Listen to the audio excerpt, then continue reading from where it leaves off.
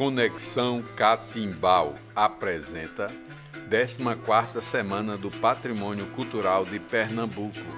Estações do Patrimônio, Redes, Memórias e Afetos.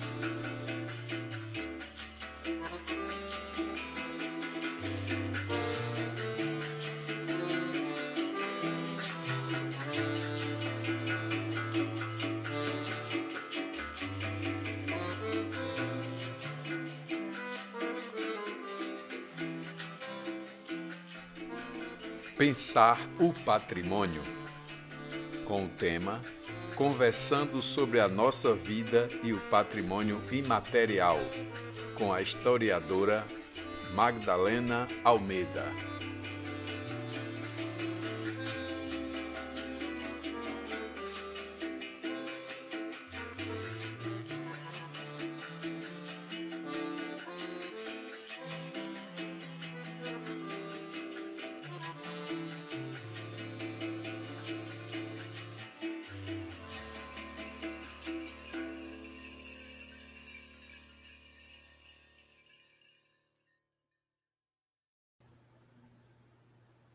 Olá, queridos ouvintes da Web Rádio Catimbau. Estamos apresentando a 14ª Semana do Patrimônio Cultural de Pernambuco, Estações do Patrimônio, Redes, Memórias e Afetos. E hoje estamos com a historiadora Madalena Almeida, conversando sobre a vida e o patrimônio imaterial. Tudo bem, professora Madalena? Oi, Cacau. Como vai? Tudo em paz, graças a Deus. É uma satisfação estar aqui conversando com você, com seus ouvintes, né, potenciais, Isso aí. e poder agradeço pelo convite e pela oportunidade de falar um pouquinho sobre patrimônio.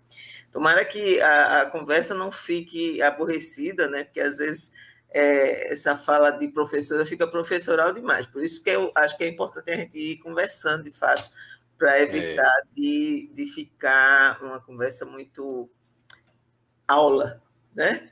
A ideia não está nenhuma aula, a ideia é falar um pouquinho sobre essa noção de patrimônio que a gente tem ao nosso redor, dentro das relações que a gente estabelece, e demonstrar que o patrimônio está muito mais perto da gente do que a gente avalia normalmente, né? Às vezes a gente trata como se fosse uma coisa que estivesse distante de nós, mas que está próxima no nosso cotidiano.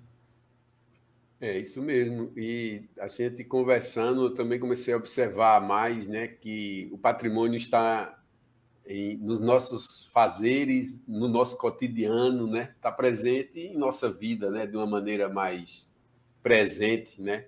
É porque quando a gente vai entendendo é que a gente vai clareando mais, né? Esse tema. Uhum.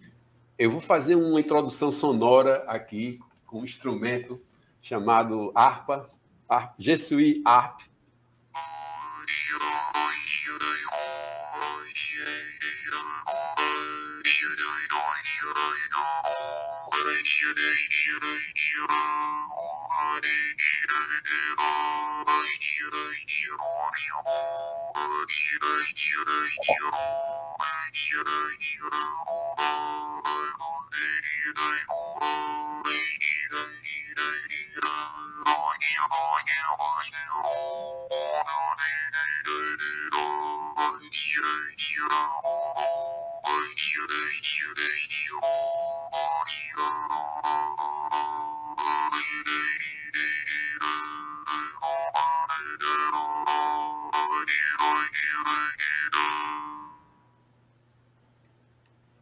Pois é.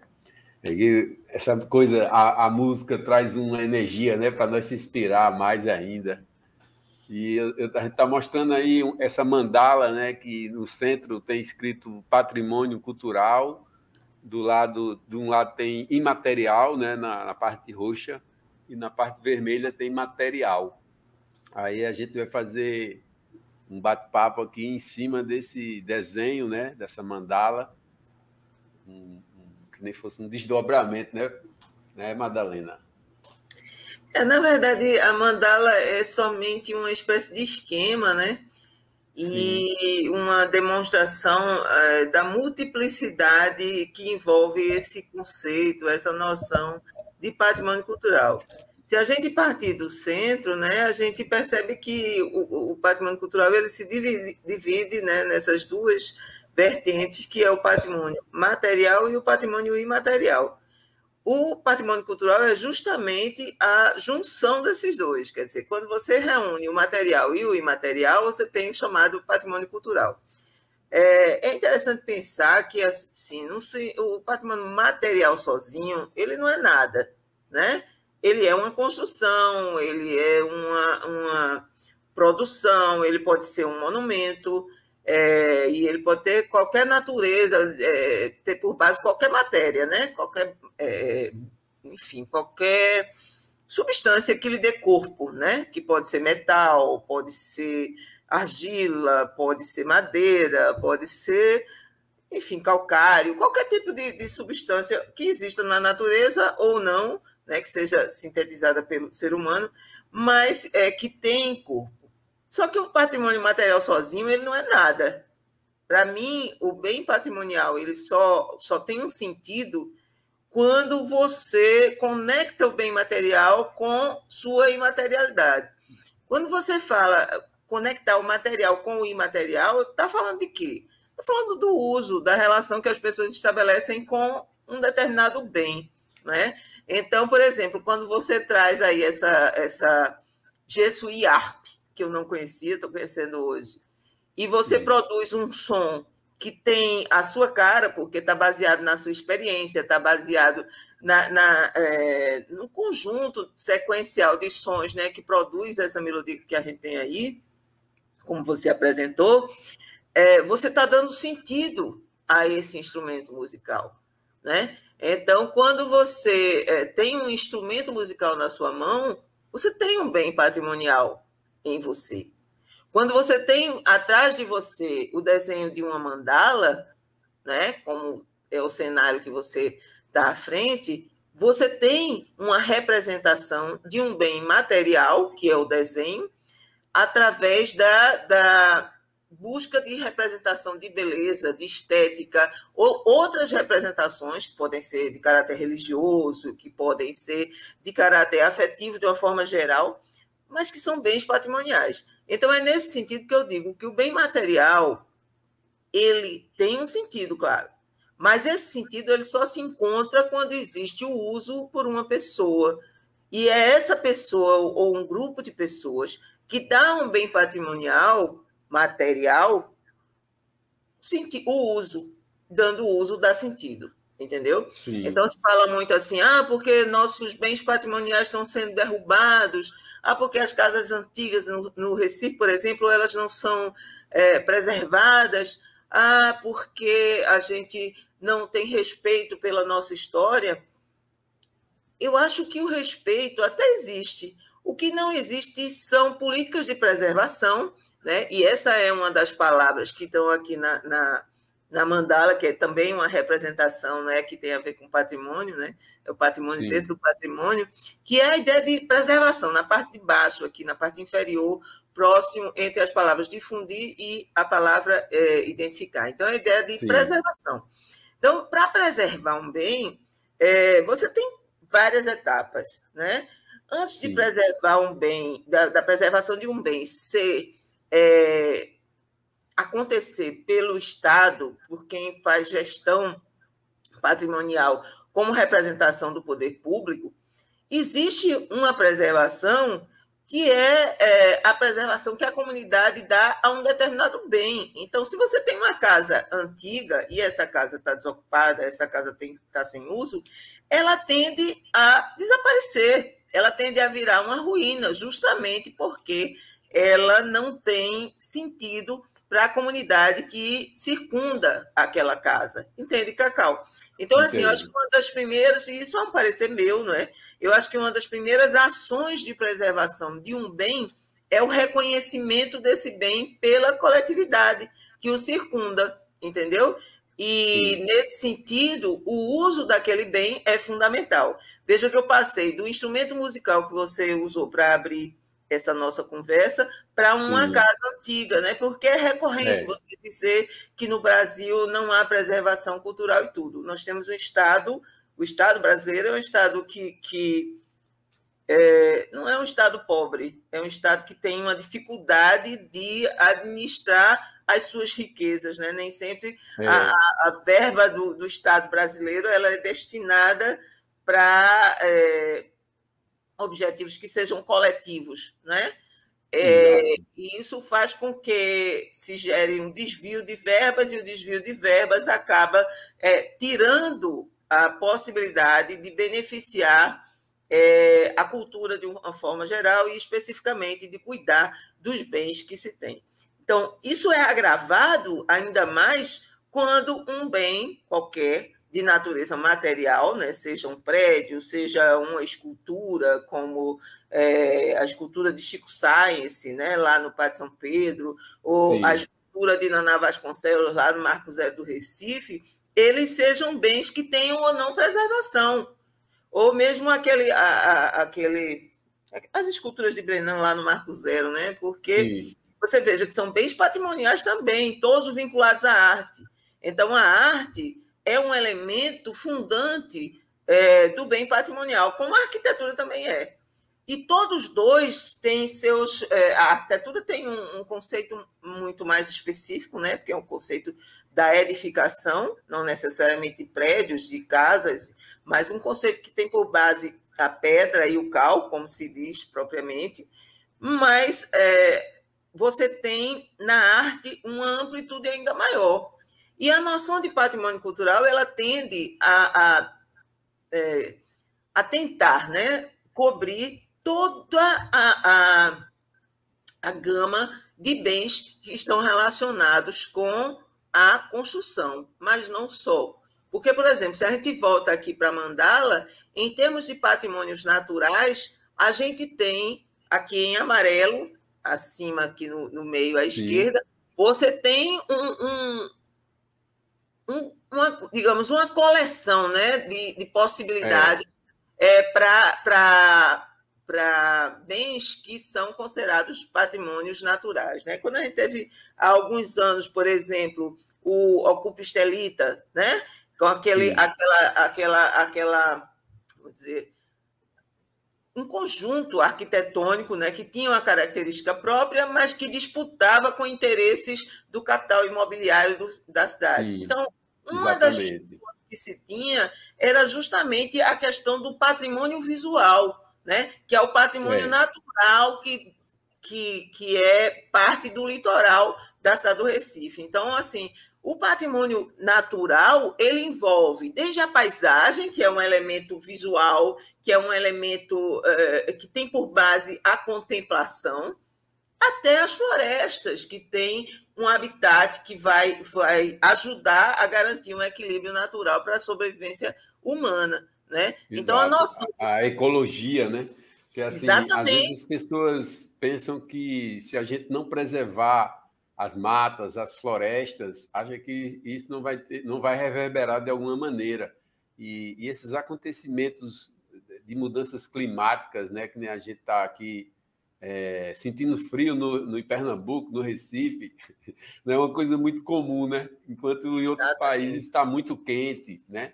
Porque, tipo assim, em lugares que não era quente, está quente. E os lugares que não eram frio, estão ficando frio. Não tão frio igual o frio que tem fora do país, que nem diz os mestres, no estrangeiro, né? Que em qualquer lugar fora eles dizem que é estrangeiro. Aí, mas é aquela coisa, né? Que a gente vê o desequilíbrio, porque a falta de preservação, tanto das matas como dos patrimônios também materiais, das artes, a gente vê que não é bom, né? Isso não é uma coisa boa para a sociedade nem para a comunidade. Exato. Isso. Então, quando você chama a atenção para essa questão do equilíbrio, né, a gente está falando de equilíbrio de fauna, equilíbrio de flora e do uso que se dá a essas relações de vida, né, que são relações biológicas dentro da natureza, né? O uso da água. A água é um bem patrimonial extremamente necessário. Sem água, a gente não vive. não é? Então, assim, quando a gente fala em patrimônio, quase sempre a gente está pensando que patrimônio só tem a ver com arte. Então, é por isso que eu gosto dessa mandala, porque ela traz ela é completa, ao mesmo tempo que é complexa, né? Mas ela dá conta de bens que podem nos surpreender em termos da noção de patrimônio. Exatamente, né? Porque ó, eu observei desde o dia que você me enviou ela, eu comecei a observá-la bastante, e para mim já foi uma aula só observar essa mandala, viu? Porque assim, dentro do meu pouco entendimento, né, de patrimônio cultural e material, que eu estou aprendendo isso, para mim é um assunto novo, né? Eu vi muitas coisas, né? Aí eu fui me identificando, né? Caramba, tem coisas que eu faço, tem coisas que eu gosto, né? Tem lugares que eu já fui, que eu vou, que eu trabalho. Aí vai chegando mais perto, né, da gente, essa coisa. Aí eu fui vendo que não está longe de nós o patrimônio cultural, seja ele imaterial ou material, né? Exatamente. Quer dizer, quando a gente fala em patrimônio cultural, se diz assim, não, porque o que é cultural? Né? O que é cultural? O cultural ele tem por base, em primeiro lugar, a noção de tempo. Tempo que caracteriza a ideia de construção. Com o tempo, você pode construir coisas, né? Você vai acumulando aprendizados, você vai acumulando fazeres, você vai gerando novas pessoas, ou, através do tempo, você tem a sua própria ancestralidade, não é? Então, assim, a noção de patrimônio cultural ela não tem a ver apenas com construção, certo? Ela tem a ver com existir, né? E, como eu tinha dito, né, da outra vez que a gente se reuniu, né, a noção de patrimônio cultural é uma noção, digamos, de gestão, porque o patrimônio ele existe como bem independente de poder público, independente de eu ou você, ou quem quer que seja, interferir. Exato. Certo? A natureza... Assim vamos supor, independente que eu reconheça ou não, é patrimônio, né? Exatamente. O que eu saiba ou que eu não saiba, o que eu queira dar validade ou não, né? Porque Exato. Patrimônio é patrimônio. Eu estava vendo um filme agora, né? Uma pessoa vendo uma igreja lá em Ouro Preto, né? E Ouro Preto é um lugar, Minas Gerais de forma geral, mas as cidades do interior de Minas Gerais são cidades muito ricas do ponto de vista da história do Brasil colonial, né? E ele estava, a pessoa, o vídeo, eu não lembro agora quem era, mas ele estava mostrando assim o registro das pessoas que passavam na igreja, e elas riscavam a parede, botavam o seu nome, fulana esteve aqui, ciclano passou por aqui, ou então fulaninha e fulaninho com um coraçãozinho, entendeu? Sim. Esses registros que são uma necessidade humana de se fazer presente. Tanto que quando eu vi isso, eu fiquei pensando, eu digo, rapaz, se eu estivesse perto da administração dessa igreja, eu ia dizer, olha, bota um muro, uma parede, sei lá, uma faixa de acrílico, né? Local específico, né? Porque as pessoas querem dizer que estiveram ali. Se você for lá em cima, no Morro da Conceição, ver a Nossa Senhora da Conceição, naquele altar dedicado a ela, com aquela escultura dela linda, gigantesca, você tem aquelas fitas, que é uma forma das pessoas dizerem, olha, eu estive aqui, eu sou parte disso, entendeu? Então, isso não é só depredação, é depredação, claro, porque na medida que você danifica um bem, não estou dizendo que a fita é depredação, eu estou dizendo que riscar a parede de uma igreja, como aqui eu estava mencionando antes, né, em Ouro Preto ou em qualquer outro lugar, é depredar um bem patrimonial. Mas antes de se depredar, é a intenção humana de dizer que esteve naquele lugar, de mostrar a sua presença. É a intenção humana de dizer, olha, eu tenho a ver com isso aqui, tanto que eu vim ver, eu vim visitar, vim conhecer, vim apreciar, entender esse Cacau. Então, assim, o patrimônio tem a ver com os valores que nós guardamos, com os valores que a gente quer ou não preservar. Então, quando você risca a parede de uma igreja, você não está só depredando, você está querendo se fazer presente. E por isso, quem cuida do patrimônio não pode ignorar essa necessidade de se fazer presente. Porque, por exemplo, se você for no Passo do Frevo, o pessoal do Passo do Frevo fez uma coisa massa. Pintou lá algumas paredes de preto e quem chega vai riscando com giz, certo? Há uma alteração, vai ficando meio manchado com o tempo, um vai botando em cima do outro, mas há também um registro da presença. Tu percebes? Quer dizer, Sim. é um movimento de interação entre o público e o bem que o público está visitando, entre o bem que o público quer adotar como seu. Exatamente. Porque, por exemplo, eu gostei muito da sua ideia, esse exemplo que você deu para a história da igreja, né?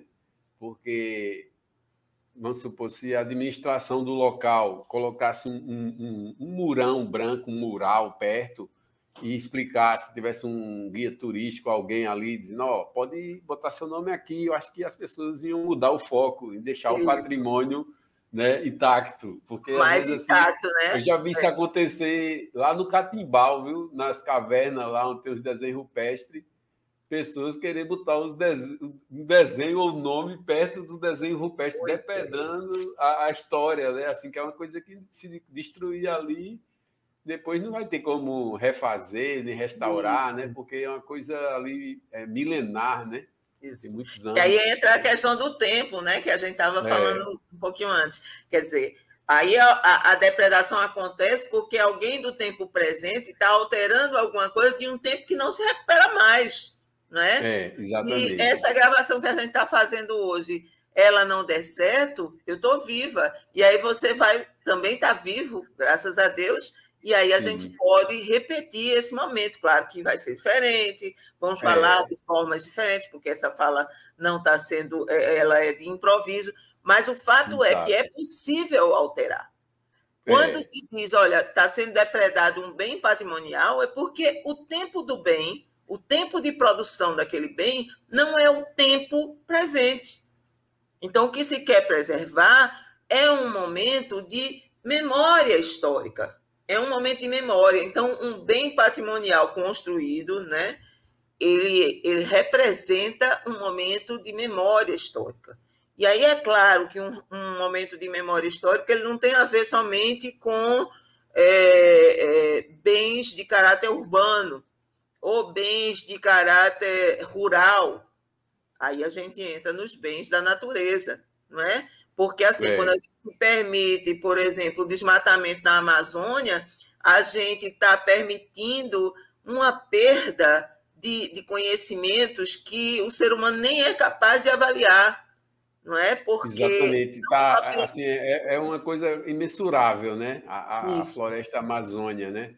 Porque, por exemplo, quem fazia muitas referências à floresta amazônica era Naná Vasconcelos. Ele dizia que ela era um reservatório de vida e sabedoria. Pois todo workshop de percussão que ele ministrava, né, eu tive o prazer de conhecê-lo e de participar de alguns workshops com ele e tal. E aí ele sempre dava essa ideia, né? Assim, ele marcava sempre com isso. A Amazônia é um reservatório de vida e sabedoria. E se a gente vai ver bem isso, a gente vê que ele está certíssimo, né? Porque vida tem o bioma, a biodiversidade, né? Que é muito grande, no sentido de fauna e flora, e tem a diversidade das etnias indígenas também, né? E a Amazônia, quando eu comecei a viajar pela América do Sul aqui, né? Fui vendo que ela tem conexões com vários países, né? Não é só a fronteira da floresta amazônica não se limita ao Brasil, não é isso? Exatamente. E a Amazônia, ela entra em outros países também. A Amazônia não é só do Brasil brasileira. E não é só do Brasil, né? Tem os países fronteiriços, né, que também tem a ver, né? Sim, sem dúvida. Então, assim, quando a gente trata dessa questão do bem patrimonial e a gente lembra dos patrimônios naturais, que aí você vê que esse tempo que a gente tem não dá para dar conta de toda essa mandala, nem eu tinha essa pretensão quando passei essa mandala para você. Eu passei ela para você justamente para que quem olhe para essa mandala possa pensar, puxa vida, mas é muita coisa. Então, o patrimônio envolve muita coisa e muitas ações. Você veja que cada camada dessa, ela representa um estágio diferente do bem patrimonial. Então, o primeiro é a noção propriamente de patrimônio cultural, depois como ele se divide em material e imaterial, e vai discriminando através dos patrimônios naturais, dos sítios arqueológicos, dos espaços de memórias, dos espaços e acervos, considerando os bens de natureza material, e considerando os bens de natureza imaterial, os chamados povos tradicionais, que você mencionou aí, os povos indígenas, né? Que a gente são os chamados povos tradicionais, e para nós também nossos povos de origem, né? Os povos que estiveram nessa terra, né? Nesse território, né? Desde muito antes de chegarem os europeus ao Brasil no começo do século XVI. Então, assim, exatamente. Ao longo do tempo, claro que eles também foram sofrendo transformações, né? Foram vivendo transformações, e tem até essa questão também, quando você lida com a noção de patrimônio, né? Que é a questão do transformar ou não. Porque, por exemplo, quando você fala vamos conservar a sabedoria dos povos indígenas que se relacionam com a floresta amazônica, né? É preciso que a gente considere que esses povos, eles têm práticas, eles têm fazeres que eles querem guardar.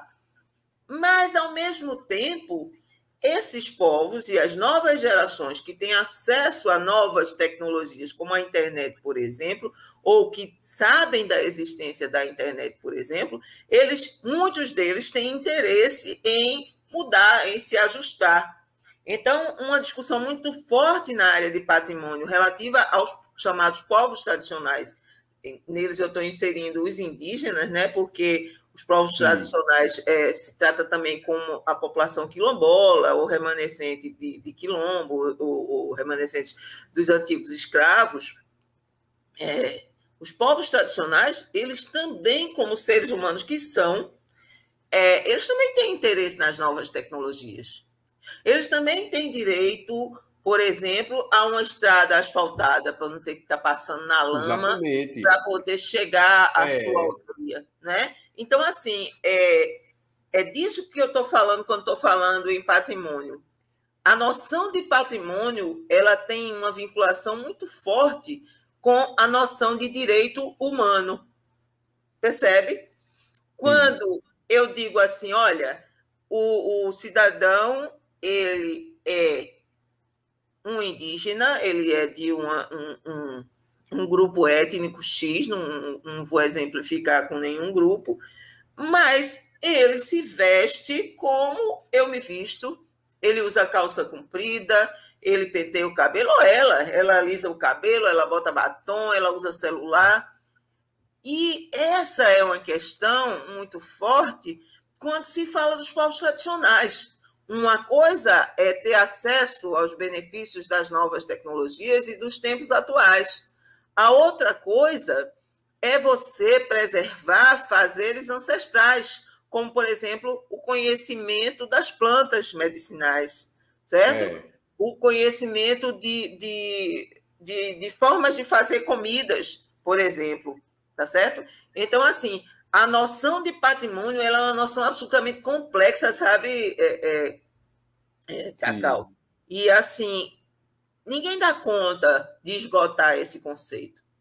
Então, quando se discute, assim, eu trabalhei em Garanhuns muito tempo, né? Garanhuns fica no Agreste, e Garanhuns é uma cidade, assim, que é tratada até como a Suíça pernambucana, né? Se trata, e tem muita vaidade por isso, por conta do frio que caracteriza a cidade e tudo.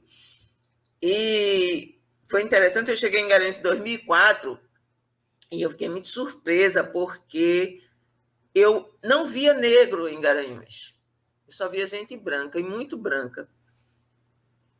Tanto que me fez pensar sobre essa coisa da Suíça pernambucana, o que é que isso significava, se tinha a ver somente com o frio. Sim. E depois eu me dei conta de que tem a ver também com a cor da pele das pessoas. Mas tem uns quilombos, né, ao redor de Garanhuns. É nisso que eu ia chegar. Porque o que eu percebi num primeiro momento é que a população negra de Garanhuns, de pele escura em Garanhuns, ela só era vista em dia de feira, certo? Tá vendo?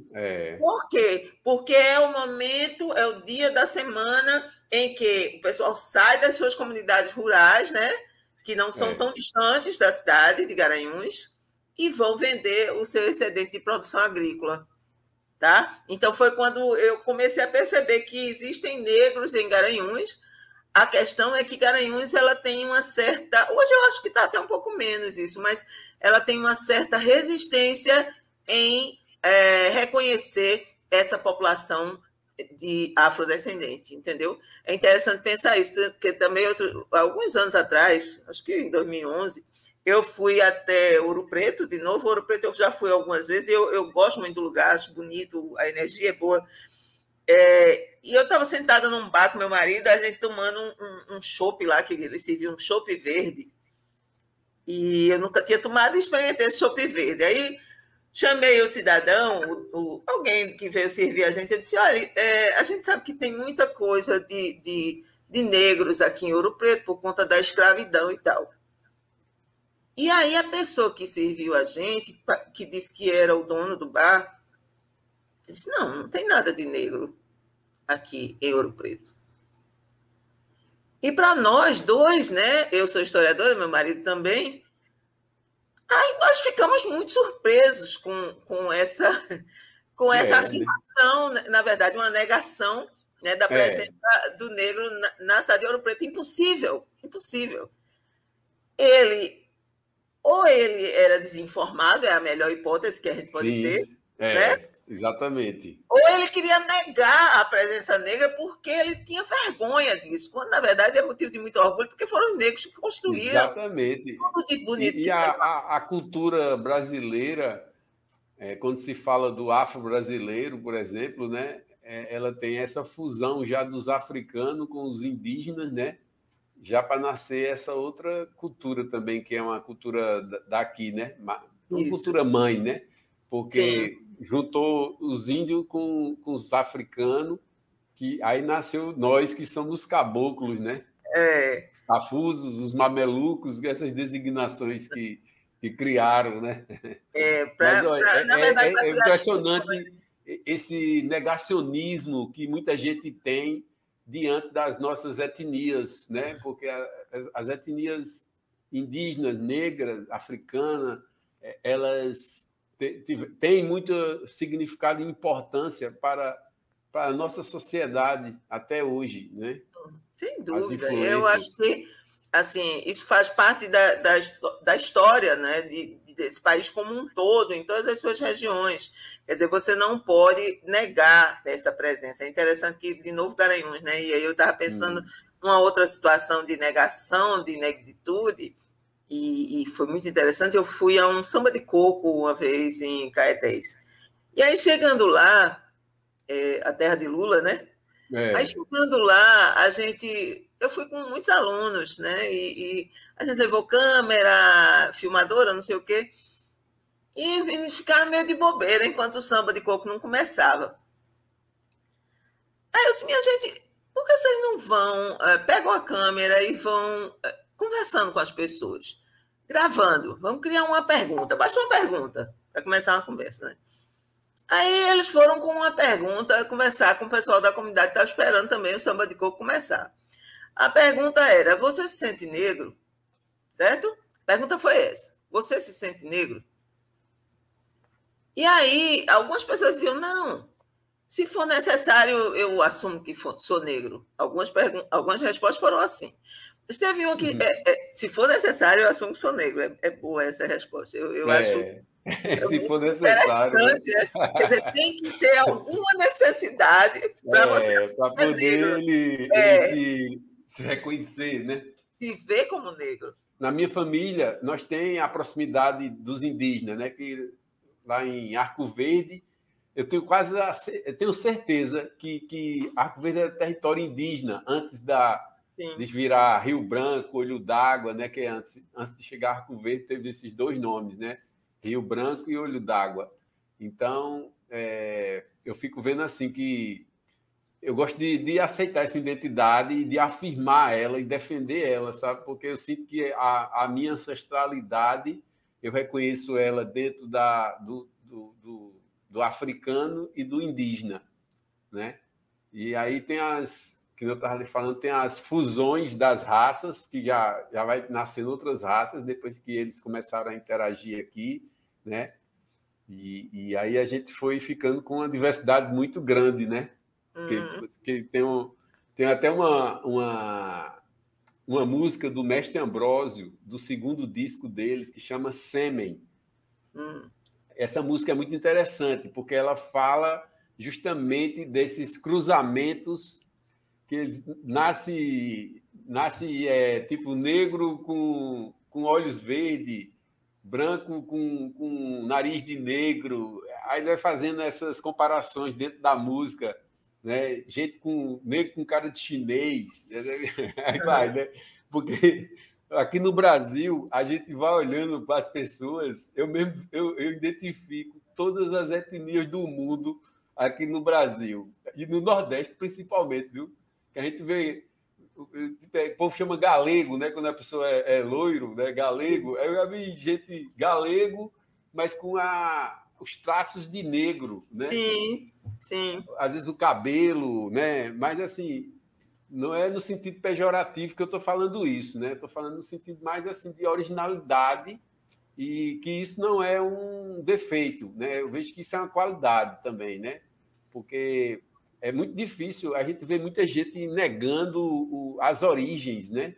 É uma coisa séria. Mas, assim, eu fiquei com curiosidade de saber o seguinte, quando estava falando de Ouro Preto, que vocês ficaram admirados lá, porque a pessoa falou que não tinha negro, vocês fizeram uma pesquisa para chegar numa conclusão melhor?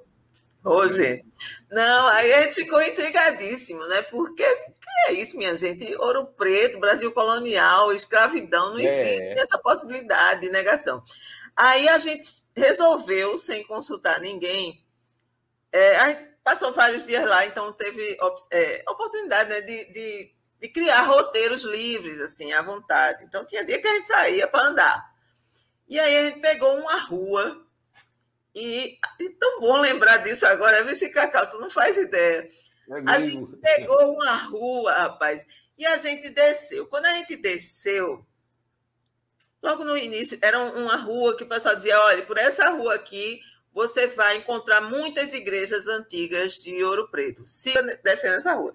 Então, tem muitas casas e tal, mas tem espaços comerciais, né? E aí tinha mercearia, tem uma série de lugares. Mas teve um em especial que a gente entrou, porque a gente estava com sede. E a gente entrou, era bem pequenininho o espaço. Quando a gente entrou nesse lugar, aí um senhor muito alto, muito magro, muito negro, nos atendeu.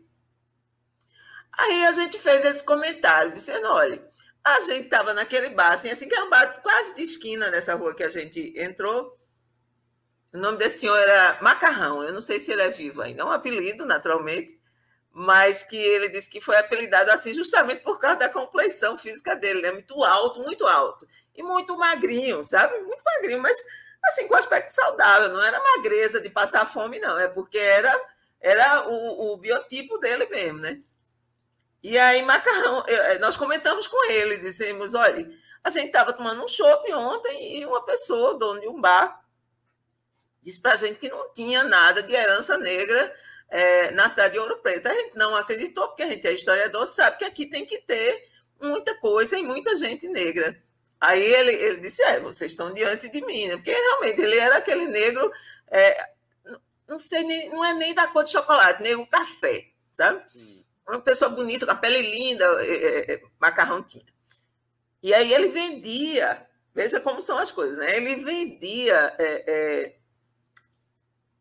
eu não sei como chamar, mas ele vendia velas para o candomblé, basicamente. É das velas que eu lembro, porque eu cheguei a comprar algumas.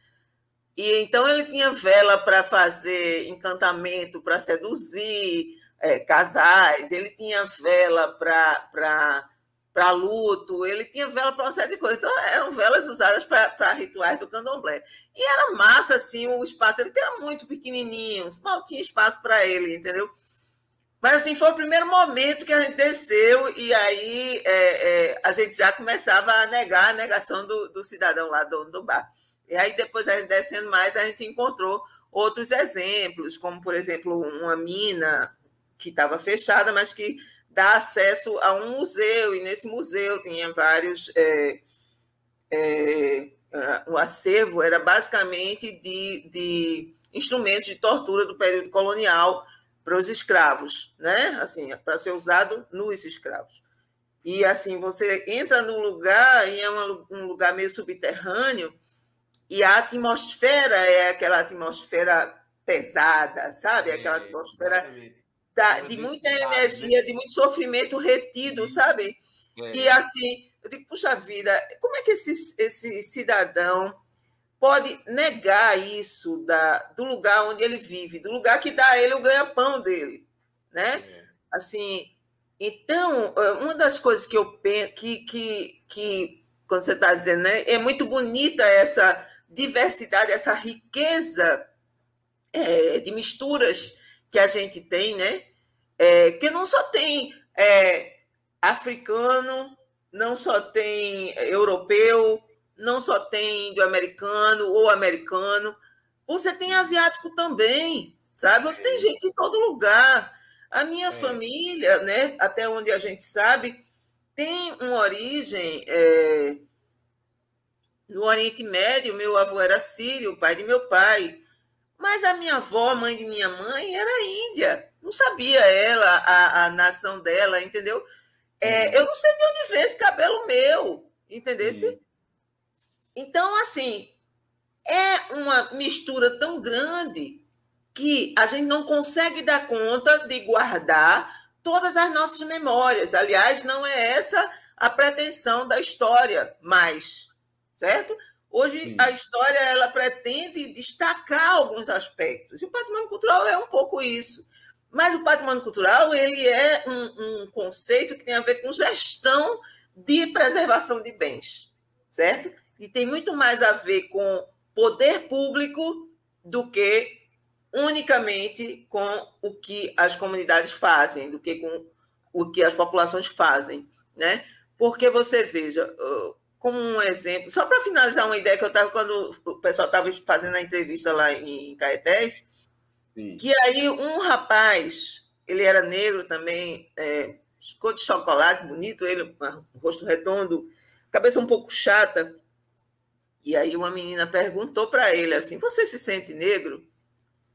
E aí ele disse, de jeito nenhum. Negro é o cão. Eu sou moreno. Eu não esqueço nunca disso, até porque eu usei isso no meu trabalho de doutorado, sabe? Essa resposta dele. Porque veja como isso está cheio de... É um preconceito, né? E uma demonização, né? Da etnia negra. Né? Exatamente. Quer dizer... Demonização. Você vê que há um cunho religioso muito forte aí, né? Quando ele diz negro é o cão. Poxa, gente, o cão é a personificação de tudo que há de pior. Mas aí, voltando para essa questão social, né? Isso é muito pertinente, né? Assim, a gente vê que esse aculturamento patriarcal, né, e colonial faz com que a sociedade negue as origens, né? Várias etnias. Então, veja que em nenhum momento parece que a gente se desviou da noção de patrimônio, parece, mas só parece. A gente não se desviou.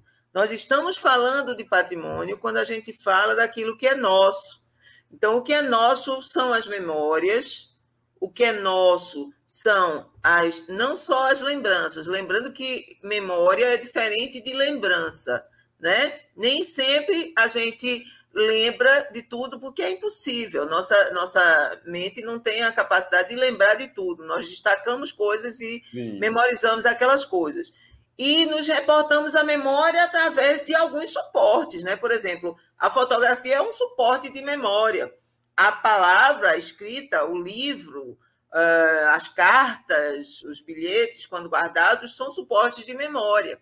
Então, eles são bens patrimoniais, né, que estão colocados aqui nos chamados espaços e acervos, porque aí você tem algumas categorias na mandala, certo? Que tem o patrimônio modernista, referente ao patrimônio do período chamado modernista, que tem a ver com a arte, de como a arte se renovou, de como a arte passou a adotar traços mais retos, de como a arte saiu um pouco das curvas do barroco, por exemplo, né? Eu tenho um neto de 4 anos que ele está apaixonado por castelos, igrejas, cruzes e rococó. Então, para ele, tudo que tem curva é rococó. Uma pessoa... Eu estou dizendo que ele tem 4, mas ele ainda não tem 4, não, mas ele vai fazer 4 anos em novembro. Mas o que eu digo é assim, como nossas relações com a própria arte, com o próprio desenvolvimento da arte, se modificam. E Sim. Como a gente tem uma tendência a valorizar o que é de fora, né? Sim. E olha só, e pegando a deixa também da história do patrimônio modernista, nós temos aqui, dentro da história do movimento, né, a nível nacional, Ascenso Ferreira. Sim. Ascenso Ferreira fez parte do movimento modernista quando de Andrade veio para cá naquela época, né? E ele se conheceu Ascenso Ferreira e Ascenso Ferreira fez parte desse movimento. E no Rio Grande do Norte, por exemplo, foi Chico Antônio, que era um coquista que tocava coco de ganzá, que é um coco que é raro atualmente, a gente vê, né? Ele que nem fosse... Não tem os embolador de coco, né? Que faz a embolada cantando com o pandeiro.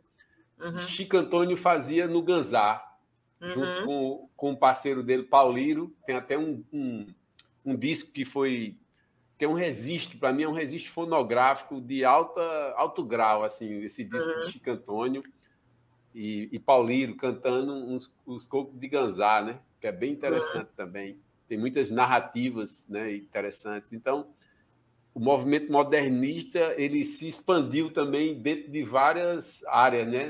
Arquitetura, literatura, música, né? Sim, sim, claro. E o Mário de Andrade ele é responsável, inclusive, por trazer, né, a missão de pesquisas folclóricas. Eu me lembro de ter falado com você na outra vez, trazer uma missão para o Nordeste como um todo, e foi ele o responsável por reconhecer alguns bens, essa missão, né, e essa equipe de pessoas, fotografar e trazer alguns bens à tona, bens que necessariamente não tinham a ver nem com a Europa, nem com a produção artística eurocêntrica, vou dizer assim, e nem com os brancos brasileiros, né? Os portugueses, os europeus. Sim. Então, assim, quando eu estava falando da questão dos suportes de memória, né? Eu acho que o suporte de memória mais importante que a gente tem são as pessoas, tá certo? Porque você tem a fotografia, é um suporte de memória. O filme é um suporte de memória. O papel é um suporte de memória quando escrito.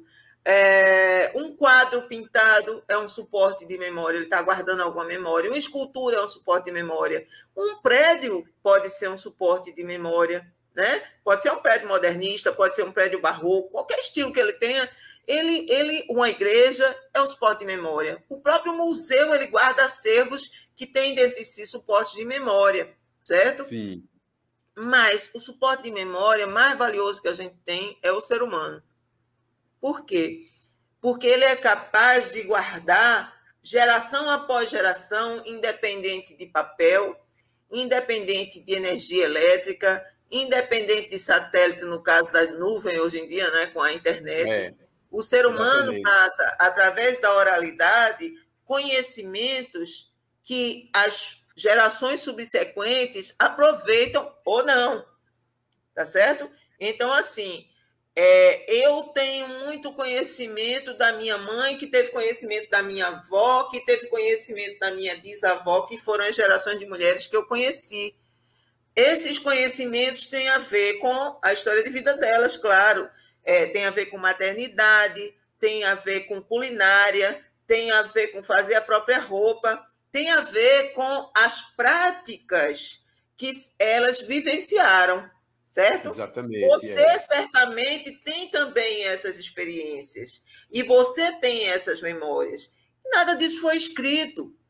Isso Exatamente. foi passado a você no seu cotidiano. E assim, tem uma relação que eu faço dentro desse assunto, por exemplo, o pai da minha mãe, seu Chico Moreira, era um vaqueiro, né, lá no sertão de Pernambuco, e minha avó, Amália do Espírito Santo, era uma mulher rendeira. E a família de vovô é bem interessante a história dele, porque ele tinha mais 7 irmãos, com ele 8, e todos eram vaqueiros. E todos se trajavam com aquela roupa, o gibão de couro, aquela roupa completa, a indumentária, né? E é muito, assim, é estranho, que eu acho, e interessante ao mesmo tempo, porque nenhum filho de vovô, dos meus tios, canta, nem tem relação com o que vovô era. E eu, quando minha arte aflorou mesmo dentro de mim, eu canto a boio e eu não sei andar a cavalo. Para você ver. Aí eu estava pensando no dia, sabe? Eu só, poxa, eu canto a boio, é ligado aos vaqueiros, aí todo mundo vai saber. O cara deve andar de cavalo. Não sei montar cavalo, nunca montei no cavalo. Então, assim, né? Você não tem uma relação com a vida de vaqueiro, com o cotidiano do vaqueiro. Mas você tem na sua memória, porque isso é ancestral, entendeu? Você recupera o canto do aboio por conta de coisas que você com certeza ouviu quando menino. Que nem entendeu? Fala assim, que nem fosse no nossos chips, né? Nosso DNA, isso, chip natural. Exatamente. Porque, ó, eu tenho aqui, na minha casa, eu tenho chapéus de vaqueiro, coleções de chapéu, eu tenho gibão, eu tenho aquele guarda-peito que tem um desenho que lembra muito a coisa do armorial, que a Ariano Suassuna defende, criou, né, o movimento armorial, que tem aqueles desenhos, as insígnias, né? Que eu acho tudo muito bonito. E eu comprei um gibão para mim usar ele futuramente até no cotidiano mesmo, sabe? Porque ele é que nem fosse um paletó. Ele aquece. Né? Aquece. E assim, para mim, quando tiver num show do novo disco que eu estou para lançar, eu vou ter um momento que eu canto um aboio que foi de Tis Félix, que foi o filho de tio Pedro. Só que eu não conheci tio Pedro. Mas, assim, aí eu recuperei uma foto, estava na casa dos parentes lá, perto de Buíque, no interior, no Agreste, que Arco Verde fica divisa, né? Sertão com Agreste. Aí tem até Pesqueira. A porta, né? Diz que é a porta do sertão, né? Exatamente. Até Pesqueira é Agreste. Passou de Pesqueira, vira Sertão, que já é Arco Verde. E aí, quando a gente sai, né, até certa altura, Pedra, Venturosa, não sei o quê, aí chega a parte do Agreste, que Garanhuns é Agreste, Buíque é Agreste, né? Mas é porque você falando em Buíque, falando em Arco Verde, né? Aí eu pensando aqui, né? Falando dessa coisa de patrimônio natural. Quando você vê Buíque, tem a pedra de Buíque, certo? Patrimônio natural. Você tem aí sua coleção de chapéu de vaqueiro, o seu... Como é? Eu esqueci o nome que você falou. O seu gibão de couro, né?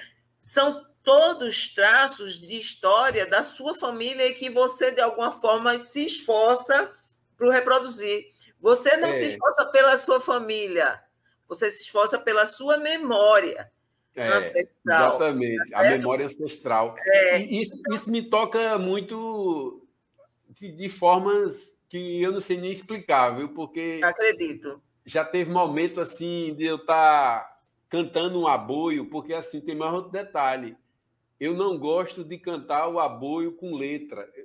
Eu gosto de cantar o aboio bem antigo, que ele é monossílabo, né? Monossílabo. E só é a entoação.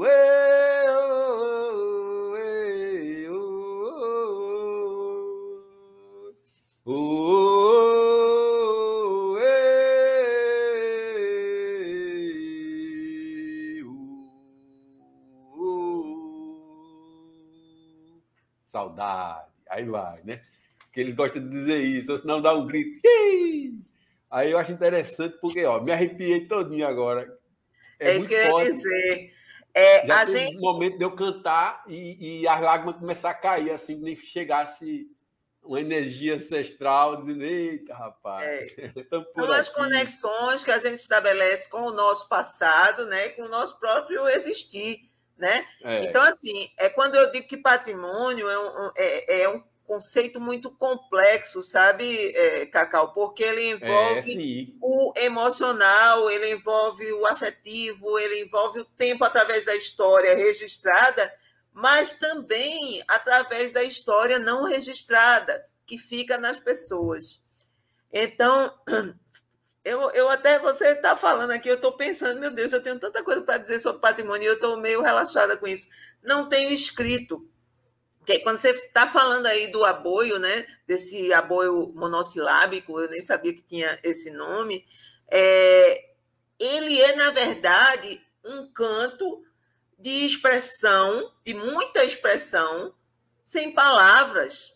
Isso é exatamente. maravilhoso, isso é uma coisa, sabe, que foi criada pelo ser humano, sabe lá em que momento, sabe lá por quê, mas expressa um sentimento que toca você, né? Então Exatamente. é aquela coisa que eu estava dizendo para você antes, patrimônio não é apenas o que você sente, não é apenas o que você toca, mas é aquilo que toca você, tá certo? Então, assim, Exatamente. essa noção de patrimônio, ela tem a ver com o gerenciamento pelo Estado, em defesa da preservação e o cuidado, mas o gerenciamento pelo Estado é sempre muito limitado, porque o Estado não consegue ver tudo.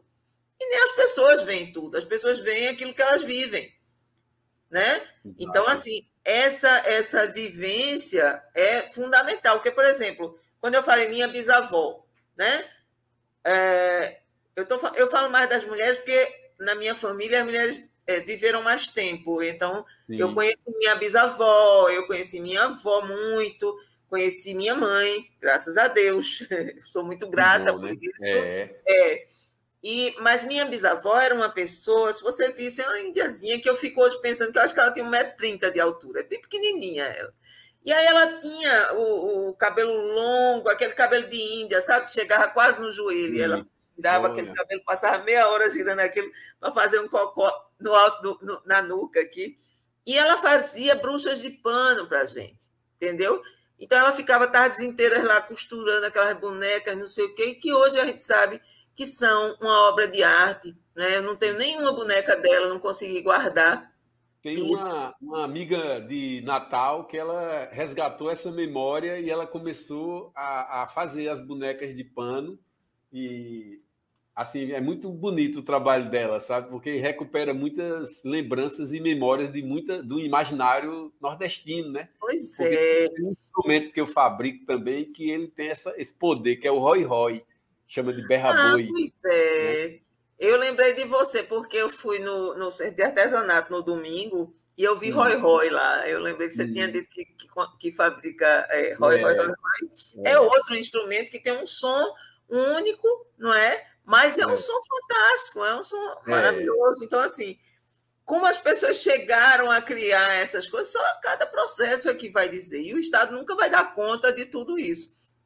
Então, eu é. acho que você percebe com essa conversa que a gente está tendo que o bem patrimonial vivido pelas pessoas, vivido pelas comunidades, é uma coisa.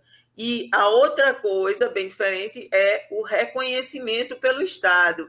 O Estado ele pode dar um título que teve a solenidade de nomeação, né, de reconhecimento do Notório Saber em Cultura Popular, o que é Inclusive, fantástico. um grande amigo meu, mestre Assis Calixto, lá do Samba de Olha, Coco e Arco Verde, foi agraciado com ele, ele foi foi, contemplado. sim, pois Eu é, fiquei bastante feliz, né, porque é um grande reconhecimento, né, que aí você vê que a nossa cultura do sertão, a cultura afro-brasileira, está chegando em patamares cada vez maiores, né? Isso é muito é, importante, porque eu gosto de trabalhar com a honra, em vez de ser com orgulho. Aí eu digo dar mais honra e dignidade aos nossos mestres e mestras que são detetores de muitos saberes, né, e sim, materiais, né, que eu também estava lembrando de outra coisa, que a gente está falando da oralidade, né, sim, e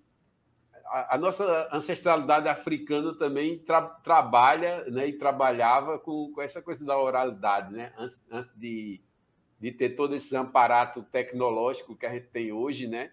E é engraçado que muitas vezes, mesmo com a gente tendo acesso a essas tecnologias todas, a memória parece que ficou apaga rápido, né? Da gente, das pessoas do tempo moderno, porque uma pessoa antiga, Sim. tem hora que você conversa e ele sabe de tanta coisa que eu mesmo fico impressionado, sabe? Quando eu converso com os mestres mesmo antigos, as mestras. Eu tive uma mestra, Isabel da Loca, você já ouviu falar? Sim, já ouvi falar, Uma senhora sim. que tocava pífano, né? Poxa, Sim. Isabel da Loca é muito conhecimento Maravilhosa. ali, maravilhosa mesmo. Eu disse, poxa, e eu tive essa honra, né, de acompanhar ela pelo Brasil afora, tocando, né, em vários eventos importantes. Que E eu tinha massa, que inscrito bom, ela Cacau. naquele evento é um mérito cultural.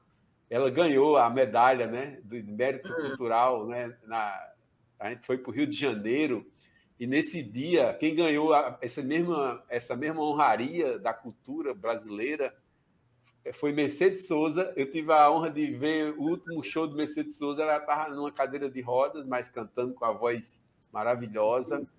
Tava Paulo Moura, tava Emilinha Borba, rainha do rádio.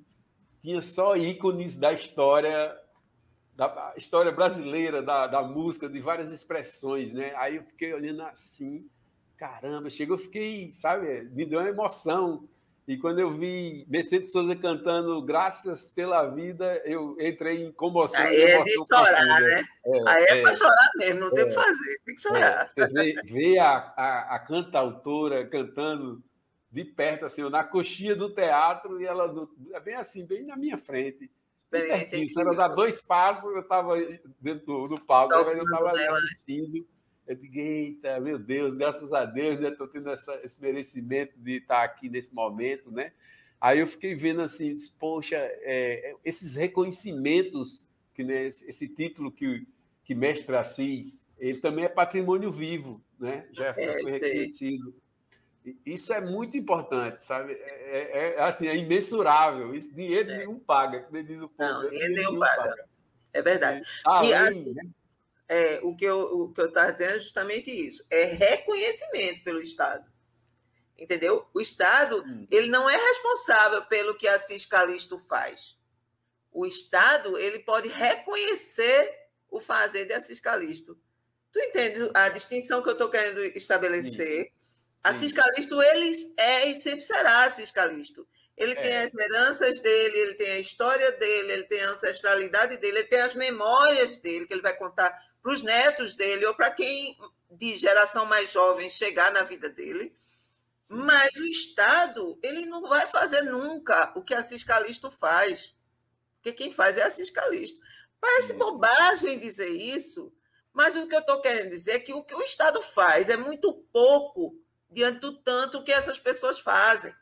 Então, quando uma instituição como a UPE reconhece Assis Calixto como notório saber em cultura popular do Estado de Pernambuco, está só reconhecendo. Está entendendo? O mestre Assis, ele é ele porque ele é ele. E isso é incrível, isso é maravilhoso. E é quando eu também falo da limitação do Estado nesses processos de reconhecimento, porque o Estado não dá conta de todos, sabe? Quantos artistas, quantos produtores de cultura não são vistos pelo Estado, certo?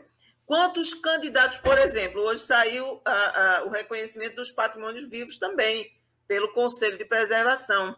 Quantas pessoas não entraram? Artistas não entraram. E não é justo, inclusive, isso. Eu acho isso um horror. Assim, um Estado pobre que tem sei lá quantos. O ano passado foram 100 candidaturas, certo? E 6 são agraciados. É pouco, né? O percentual devia aumentar mais, né? É quase Devia nada. ter pelo menos assim, uns 25, de 100, É, 25. e ainda era Um pouco. quarto, um Na quarto. verdade, sabe, Cacau, eu acho, sabe, que é muito injusto um artista como o Assis Calixto, um artista do Cavalo Marinho, que seja, uma rainha de maracatu ou um grupo de maracatu, precisarem se candidatar, preencher formulário, mandar vídeo, mandar foto, não sei o quê, para poder se candidatar num concurso, porque isso é um concurso. Aí é quando eu lhe falo assim, o Estado ele é muito limitado, e não é só o Estado brasileiro, não, o Estado ocidental, que eu não conheço o oriental, mas o ocidental de um modo geral, e aí eu estou falando muito geral, né? Eu conheço Sim. muito o trabalho do Estado em Pernambuco, conheço muito não, conheço mais, mas não conheço muito. O Estado ocidental, de forma geral, ele reconhece os fazedores de bens, ele pode reconhecer, mas os instrumentos que ele usa para esse reconhecimento são muito limitados. Então, se você tem um concurso de reconhecimento de registro do patrimônio vivo do Estado de Pernambuco, como teve em 2020, com 100 candidaturas e somente 6 são agraciados com a remuneração que o reconhecimento do patrimônio vivo dá, significa que 94 outras pessoas e grupos se candidataram, podem precisar do benefício daquela remuneração e não obter do Estado, entendeu? E quantas pessoas com 97, 100 anos, que hoje o Registro Patrimônio Vivo reconheceu lá a dona Jacinta de Petrolina, né, que tem um reisado lá de Santa Maria da Boa Vista. E essa situação de reconhecimento se trata como o reconhecimento não deixa de ser uma honraria, mas é uma coisa muito injusta, porque você pega a dona Jacinta lá, a mulher tem 97 anos, cara. Tá entendendo? E ela tem que arranjar alguém, porque ela não dá conta de internet, ela não dá conta de fazer vídeo, ela não dá conta. Entendeu? Ela tem que ter alguém com ela que esteja antenado e saber quando sai o edital e ver o que é que o edital exige para poder apresentar uma candidatura. A lista de exigências, né? Para cumprir. Rapaz, é brincadeira não. Depois passa por comissão julgadora, depois vai para o conselho, não sei o quê. Então, assim, o Estado é muito limitado para esse reconhecimento. Eu acho que tem pessoas que representam os bens, um brincante de 97 anos, um brincante de 90 anos, de 85 anos, é o Estado que tem que ver, não é o brincante que tem que se mostrar. Eu me lembrei de uma agora também. Zabé da Loca ganhou aquele prêmio da música brasileira. Sim. Aí foi na classificação lá, revelação da música brasileira. Imagina. Quase 90 anos na época, sabe? Aí a gente ficou olhando assim, revelação da música brasileira com 90 anos, meu Deus. Imagina. Revelação, uma revelação midiática, né? Uma coisa da mídia. Né? Exatamente. Tem acesso à mídia, sim. Mas ela já se revelou para outras comunidades a vida inteira dela, né? Não é à toa que ela teve esse reconhecimento. Então, assim, você veja como essa coisa do patrimônio, ela tem... Eu me lembrei, a chancela é Ordem do Mérito Cultural. É uma chancela que tinha antes no extinto Ministério da Cultura, né? Que quem recebeu foi Bete de Oxum, aqui do Guadalupe. Né? Também. Recebeu das mãos da presidenta Dilma, na época, ela recebeu essa honraria. Então, é uma honraria, não resta a menor dúvida. É um reconhecimento também. E para esses 6 agraciados com o Registro de Patrimônio Vivo, não é? É também uma ajuda financeira. Mas é insuficiente para dar conta da produção cultural que esse Estado como um todo tem, entendeu? E que sobrevive independente do Estado. Porque se você for ver muitas agremiações aqui carnavalescas do Recife, por exemplo, às vezes o pessoal não tem dinheiro, rapaz, para comprar comida. Ou então divide o dinheiro da feira com o dinheiro de manter a sua agremiação. Exatamente. Entende? Então, é muito mais por abnegação e por amor àquilo que faz que a agremiação vai para a rua, que a brincadeira sai para brincar. Né? Então, é nesse sentido que eu acho que o Estado ainda não dá conta de um aparato de fortalecimento das nossas manifestações, porque aí o reconhecimento ele registra, ele inclui em livros do Estado, ele institucionaliza, ele patrimonializa, mas ele pouco transforma a vida das pessoas que fazem, entendeu? Principalmente esse pessoal que tem menos dinheiro, é dessas pessoas que eu estou falando. É Sim, dessas com pessoas certeza. que tiveram um aprendizado a vida inteira, né? Quer dizer, tiveram um tempo de dedicação de décadas a fio, que passaram para novas gerações o seu aprendizado, que garantiram a preservação do bem com o aprendizado das pessoas, que é como eu falei para você, o principal suporte do patrimônio cultural é o ser humano, tá certo? E isso se aplica às comunidades de tradição oral ou às comunidades que têm domínio da escrita, tá certo? Sem classificar uma como melhor do que a outra nem nada. Eu estou falando que a oralidade tem sua importância e ninguém pode negar isso, tá certo? Isso. E que necessariamente a gente não tem que ser visto na mídia para ser o que é.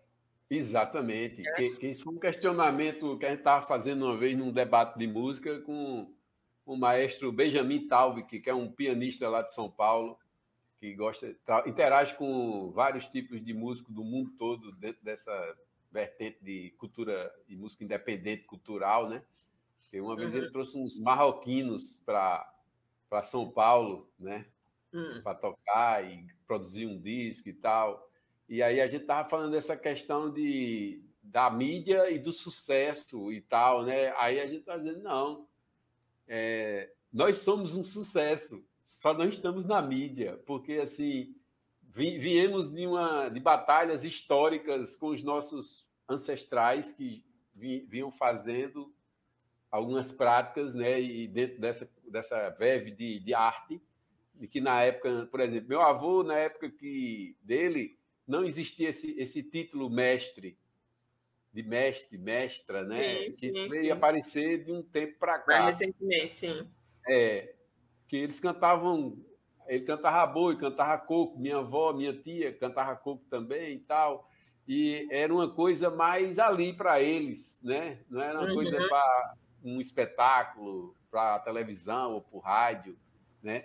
Só que aí eu comecei a me tocar depois, né, que eu estava consciente dessa coisa da arte, da cultura popular, da cultura ancestral, o significado disso tudo, além de tudo, além da mídia, além de qualquer coisa, sabe? É muito mais profundo, não é? Sim, exatamente. Então, nessas relações humanas que a noção de patrimônio se estabelece, entendeu? Sem as relações humanas, não há noção de patrimônio possível, tá?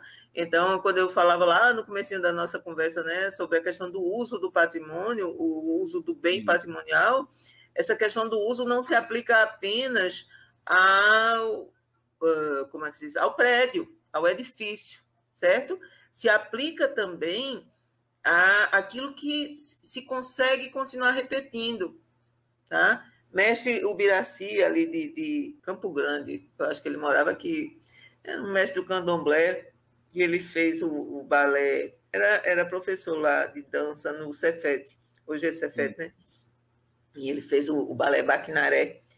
Ele tinha uma ideia de que, como ele nasceu no candomblé, né, ele disse que quando ele nasceu, já nasceu numa bacia de ervas. Ele morreu, o mestre Biraci, há alguns anos, e aí ele disse que quando nasceu, já nasceu num banho de ervas, né? Que a mãe dele pariu ele numa bacia, e a bacia estava lá, toda temperada com ervas e tal. E ele dizia que as práticas dele e da comunidade dele eram imutáveis, que ele não tinha mudado muito. Que aí é uma outra questão, sabe, Cacau? Eu Sim. acredito que as mudanças acontecem, É. independente de qualquer coisa, independente de tecnologia, acontecem porque as pessoas Faz escolhem, parte. por causa das escolhas humanas, não é? Você se identifica mais, você se conecta melhor com determinadas práticas do que com outras, não é? Então, assim, uma pessoa de candomblé, uma pessoa que tem essa experiência de vida, de nascimento no candomblé, né? Ela vai ter uma prática que se liga a um eixo do histórico dessas suas práticas, vai conhecer as entidades do candomblé, vai conhecer as práticas, as bênçãos, os rituais, as solenidades, as roupas. Mas se você, cada terreiro de candomblé que você vai, você encontra diferença entre um e outro, né? Exatamente. Então pode ser de tradição nagô, mas mesmo na tradição nagô você vai ter diferença, você vai ter semelhanças e você vai ter diferenças. Tem terreiro de candomblé que você chega, aí encontra logo uma escultura de Cristo, uma cabeça de Cristo, ou encontra um crucifixo com Jesus crucificado, né? Que aí, hoje em dia, quem quer demonizar o candomblé diz que há uma negação de Cristo no candomblé. Não é verdade, né? Não é verdade. A maior parte dos terreiros de candomblé tem no cristianismo sua base, não, base não digo, mas uma referência, né? Até por uma questão de temporalidade. O tempo que a gente vive é um tempo cristão, uma nação cristã. Eu não estou aqui dizendo que o cristianismo precisa ser adotado, não estou dizendo isso, eu estou dizendo que é uma realidade em muitos terreiros. Em muitos terreiros você chega e encontra, sabe? É uma imagem daquele Sagrado Coração, é uma imagem do crucifixo, como eu já falei, é a cabeça do Jesus morto, Cristo morto. Porque também no sincretismo religioso, Jesus Cristo é Oxalá, né? Pois é. Não, e, por exemplo, a gente tem ali Pesqueira, né? Sim, O Pesqueira. Chucuru, a comunidade Chucuru, né? Sim, Pesqueira hoje é uma grande comunidade na cidade, né? Que maravilhoso, assim, eles tiveram embates seríssimos, tiveram duas retomadas de território, né? Hoje tem aquela luta de Marcos Chucuru de estar tentando ser prefeito da cidade, mas há uma apropriação do povo de Pesqueira como comunidade indígena, remanescente Chucuru, quando não Chucuru mesmo, entendeu? Sim. Isso é muito bom. E assim, quando você vai para. Quando eu estava no assunto falando da Arco Verde Terra Indígena, tem a Serra do Ororubá, né? Lá no território Chucuru. Então, eu estava um dia lá, né, na aldeia, em Simbres, e eu comecei a sair do ritual, não sei o quê, aí estava viajando ali na temporariedade, nos ancestrais, em tudo mais antigo, que às vezes as memórias da gente vai funcionando assim, né? Quando a gente está dentro de uma situação, de um lugar específico. E aí eu fiquei com certeza que Arco Verde fazia parte da Serra do Ororubá. Claro que sim, claro que sim. Aquilo é tudo muito próximo. Antes de ser dividida pelos coronéis, donos das terras. Pois né? Os coroné, nem diz o povo antigo, os coroné. Né? Aí dividir, aí já não quer mais reconhecer que ali é um território indígena, né? Para poderem se apropriarem e fazer o que eles quiserem, né? Fazer os negócios, fazer as propriedades e não sei o quê. Porque, assim, esses lugares têm um mistério, né? Uma energia mística, né? Muito forte, né? Telúrica, uma energia telúrica. É verdade. Então, aí eu acho muito interessante também. É que eu gosto de ver por vários aspectos, né? Sem dúvida, eu acho ótimo isso. E eu estava viajando assim, essa mandala do patrimônio cultural, para mim, é uma verdadeira viagem, viu? Profunda. Cada tema aqui, né? Não sei se você está vendo o mouse aqui, ó. O mouse. Rapaz, pode ser um projeto, vê se Cacau. É um projeto, quem sabe? Por exemplo, ó, espaços de memória. Aí tem falando aqui, ó, eu achei interessante que tá sedes culturais, aí pontos de cultura, cine-teatros, fundações culturais, bibliotecas, associações de sociedades culturais, memórias, museus e casas de cultura. É interessante isso, né? Porque em Minas mesmo, Minas e São Paulo, eles gostam de trabalhar com essa história de casas de cultura pelo interior. Muitas casas de cultura em prédios antigos, casarios, né? E vários tipos de atividades artísticas, culturais acontecendo. Que eu morei em Uberlândia uma época que tinha uma casa de cultura lá, que eu dava aula de percussão, depois dei aula de fabricação de instrumento, depois dei aula só de ritmo. Sempre aparecia oportunidades, né, para gente que trabalhava com cultura e arte e para as pessoas também, né? As pessoas da cidade, jovens, tal, aprender, conhecer um pouco mais das culturas, né? E, por exemplo, os pontos de cultura, por exemplo, foi uma boa alternativa, né? Que Sim. foi criado, porque deu. É um avanço incrível, eu acho. É É, uma pena que agora está meio adormecido, mas eu acredito que ainda volte a despertar, né? Mas assim, volte. muito E bom. eu fico vendo a riqueza que tem, né? Dos saberes, dos conhecimentos também que tem os nossos hermanos, né? Com Uhum, as coisas sem dúvida. ancestrais, né? Os povos, como se diz, os povos tradicionais, né? Que os povos tradicionais, a Pachamama, né? A terra, a cultura assim muito interessante, né? E a gente vê que tem uma convergência muito forte com as nossas culturas aqui também, né? Pois é, tem sim, claro que tem. Só para fechar a questão que você estava falando aí, você, quando falou em Simbres, né? Lá do Sim, Alto, em Pesqueira, sim.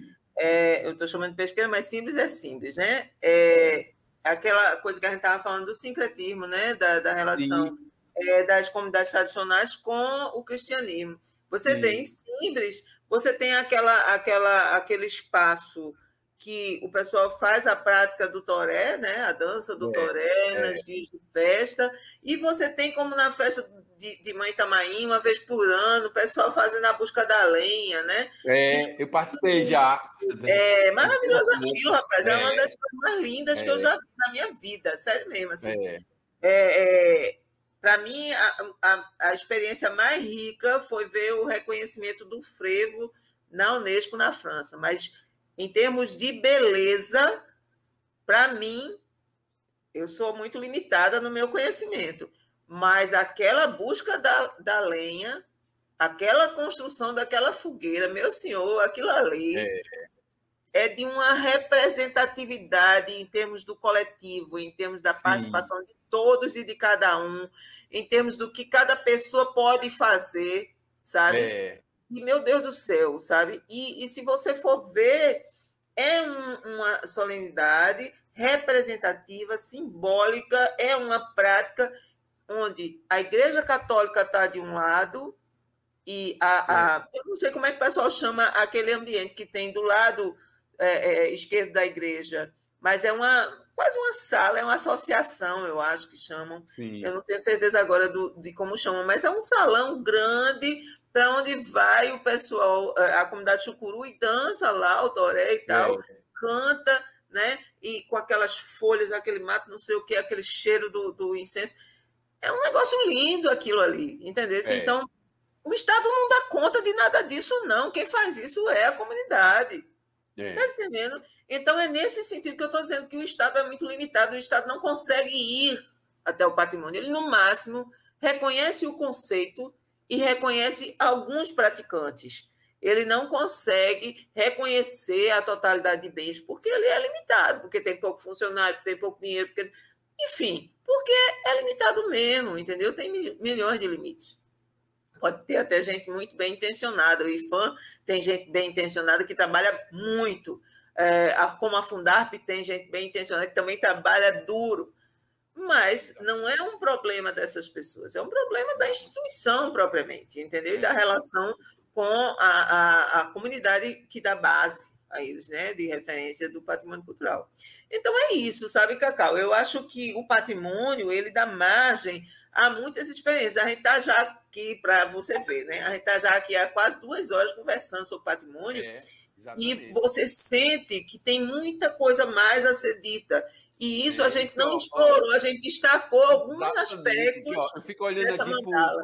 para a mandala, aí gravuras, sambaquis, pinturas rupestres. Uhum. E aí, voltando aqui para mandala, aí eu fico olhando, é coisa demais, ó. E Trabalho vendo dentro aqui de coisa. saberes e fazeres, né? Nesse Isso. círculo azul aqui, ó. Ó, eu estou passando o mouse em cima. Sim, estou vendo. Aí, saberes e fazer. Trabalhos de artesãos, bacãmateiros, xilogravuristas, cordelistas, parteiras, rezadeiras, receitas tradicionais, gastronomia, comidas típicas. Isso aí é muito rico. Não tem, né, É, nem como a gente falar, que é um assunto que tem muita coisa para né? Para Muito explorar. pano para manga, muito pano para manga. Aí Sim. tem as celebrações, né? E É vai. isso. São outras tantas horas de conversa, ou Ó, até de desenvolver alguma coisa em função desses bens, né? Da natureza é, desses bens. É como eu digo para exatamente. você. Ó. Formas de expressão, aí quadrilhas, blocos e agremiações, bandas de pífano. Pronto, banda de pífano é um assunto para mim que é interessante, porque eu sou zabumbeiro de banda de pífano. Pois é. Né? Reisado, capoeira. Eu também já fui capoeirista um bom tempo da minha vida. Eu ainda jogo uma capoeira quando precisa, às vezes dou uma demonstração para os alunos, uma aula ali, outra aqui, que não esquece mais não, depois que a gente aprende, sabe? E a Sei. coisa da capoeira é muito forte comigo, porque eu sou um fabricante de berimbau também, né? Fabrico É, né? berimbau, cachixi, e dou aula de berimbau e ensino o pessoal a fazer, tocar e tal. E todo disco que eu gravo meu sempre tem uma, duas, três faixas que eu boto berimbau dentro da música, no contexto musical, né? Porque aí já amplia o conceito da capoeira, né? E vai para a música, né? Para a música Sim. mesmo e tal. Porque eu nunca deixo essas tradições que eu aprendi, que aprendo, né? Eu nunca deixo de lado. Já que eu não posso fazer a capoeira diariamente, mas eu toco berimbau, coloco na música, no Mantém a show, relação, né, Cacau? no palco, exatamente. Reconheço os fazedores, quando dá para encontrar com eles, eu encontro, né? E aí vai. Mas, assim, é fantástico. Eu tenho muita gratidão por ter lhe conhecido, né? Eu Mesmo também. virtualmente, assim, porque eu vejo que é interessante, né? Essa coisa do o estudo, né? O objeto do seu estudo, do seu trabalho, é uma coisa que está muito perto da gente, né? Faz parte da nossa Exatamente. vida. É por isso que eu estava falando aquela coisa do cotidiano. É o cotidiano. É o Sim. cotidiano. E A eu feira queria até livre. registrar, vice Cacau, assim, Sim, porque eu já lhe disse isso, mas eu queria registrar aqui na nossa gravação, que essa sim, mandala não é de minha autoria, né? sim. Ela é parte de um relatório da Fundarp de 2013, eu agora não tenho de memória, se você quiser depois eu acho que eu lhe mandei por e-mail, e ela é de autoria de uma equipe da Fundarp que em 2013 conseguiu promover um debate e chegar a essa síntese, entendeu? Então, Sim. assim, alguém desenhou, por mim, ela como mandala é maravilhosa, mas eu gostaria muito de pegar a parte cinzenta, que é esse anel do lado de Sim, fora, que tem sim, essas setas, né, que indicam o movimento, mas sim. transformar ela meio em roda da fortuna, sabe como é? Sei. Porque se lembra de roda da fortuna, né? Que você gira no Sim, meio e ela vai sim. cair em É, pontos imprevisíveis. Porque todos esses pontos aqui, de alguma maneira, eles têm relação, né? Eles estão sim, recortados aqui, isolados, sim. classificados, Mas tem mas relação com todos esses tudo tem nomes, né, relação com que estão tudo. fora. É, Porque, assim, ó, daí aqui nesse essa ideia. programa, eu consigo girar ela no todo, ó. Estou vendo, estou vendo. Mas a gente não consegue movimentar o Não, anel, seria, né? Ou os anéis, né? seria o ideal, né? É, Botar o eu movimento. estou pensando em falar com a pessoa responsável pela elaboração para ver se consigo que ela arranje alguém para trabalhar nisso, né? Eu não tenho essa competência, mas assim, eu acho que no mínimo fazer esse anel cinzento aqui externo, Sim, ele sim, se mover realmente, entendeu? No mínimo sim. isso. Mas eu acho que toda ela devia ter um certo movimento, mas eu acho que para isso precisaria de não sei, um programa que É, gravasse e fazer um é, vídeo para é, trabalhar com ela, entendeu? Eu acho que é um exatamente. projeto também. É, Mas aí é um desejo meu, não sei se eu vou é, conseguir. Porque eu é incrível, certeza. aqui mesmo eu senti falta assim, de eu poder mexer nela e ir mostrando alguns aspectos, entendeu? Mas Sim, como ela é muito grande, né, ela é muito complexa, não dá mesmo, em 2 horas a gente não dá conta dela. dá A não, gente tem dá que não. destacar algumas coisas para poder É, mas fazer a eu conversa fico vendo o acontecer. seguinte, eu vou colocar ela inteira na tela, né, para o pessoal observar um pouco. Tá bom, pronto. E era bom que pudesse ampliá-la um pouquinho. Consegue não, né? Consegue, mas ela vai, acho que vai cortar um pouco. Corta, tô vendo. Tela cheia não funciona, né? Pronto, aí já dá uma boa destacada, boa. Aí vai levando ela para trás, porque aí, diminuindo o tamanho dela devagarzinho, para chegar nos próximos círculos, sim, que aí já dá para quem assistir ler melhor. Ter uma noção, né? Ter uma noção da amplitude dela. É isso, Cacau. Eu lhe agradeço muito pela oportunidade dessa conversa. Eu realmente tive muita satisfação em conhecer você. Espero que essa conversa tenha ajudado você a esclarecer alguns pontos e ao seu público também. Para mim está sendo muito rico. É uma troca de conhecimento, né? Impressionante, assim, porque eu gosto muito dessa coisa de aprender, de pesquisar, porque assim eu não fico satisfeito nunca com o que eu sei. Eu sempre vejo que tem mais e mais e mais para nós aprender, né? Porque quando a gente estaciona e congela, e eu não quero congelar, né? Que ainda tem mais tempo aí para a gente viver, né? Aí a gente tem que aproveitar para aprender e depois repassar esses conhecimentos para as futuras e novas gerações, né? Para as nossas identidades, a nossa ancestralidade cultural não se perder diante do tempo, né?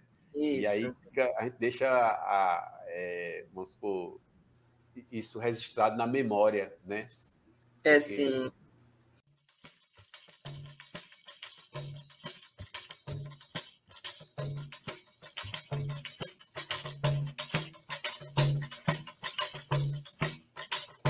Zé de Quitéria de João de Mandu, Zé de Quitéria de João de Mandu, Zé de Quitéria de João de Mandu, Zé de Quitéria de João de Mandu.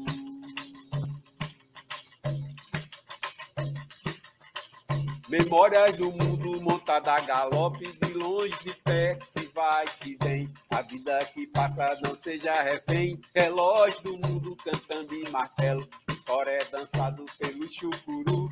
Zé de Quitéria de João de Mandu, Zé de Quitéria de João de Mandu, Zé de Quitéria de João de Mandu. A Jurema reina nas matas encantadas, mostrando os encantos que a vida tem. Não perca seu tempo, conte seu bem, fazendo poesia e fazendo bem, levando a vida do jeito azul. Zé de Quitéria de João de Mandu, Zé de Quitéria de João de Mandu, Zé de Quitéria de João de Mandu. Ei! Salve a cultura popular e os patrimônios culturais imateriais e materiais, né? Valeu, professora. Um grande abraço. Também. Gratidão. Tchau. Eu que agradeço. Conexão Catimbau apresentou 14ª Semana do Patrimônio Cultural de Pernambuco. Estações do Patrimônio, Redes, Memórias e Afetos.